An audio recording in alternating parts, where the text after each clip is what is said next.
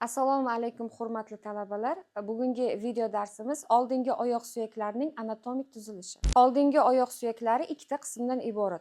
Kamar suyaklari hamda erkin harakat qiladigan suyaklarni o'z ichiga oladi. Erkin harakat qiladigan suyaklarga mana bunday ketadi, mana bunday mana bu kiradi. Kamar suyaklariga umrov, karakoid, kurak suyagi hamda tos suyagidan iborat bo'lib, qishloq xo'jalik hayvonlarida kamar suyaklari rudimentlashib ketgan va kurak suyagi saqlanib qolgan. Kurak suyagi skapula 2 va 6 qovurg'alarning ro'parasida, muskul orasida erkin holatda yotadi. Yelka suyagi brachiohumerus kurak suyagidan keyin joylashgan bo'lib, oldingi oyoqning stilopodiy suyaklariga kiradi.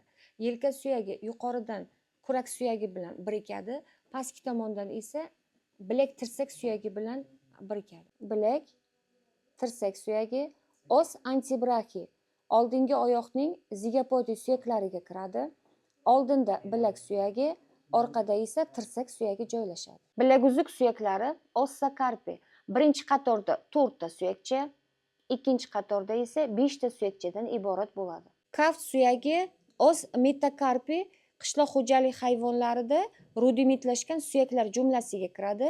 Bu yerda qishloq xo'jalik hayvonlarida asosan 3-kaft suyagi yaxshi rivojlangan bo'ladi, qolganlari esa rudimentlashgan. Barmoq suyaklari ossa digitorium asosan qishloq xo'jalik hayvonlarida 3 ta barmoq suyaklaridan iborat. Birinchi barmoq suyagi tushoq, ikkinchi barmoq suyagi yumaloq va 3-barmoq suyagi tuyoq deb nomlanadi.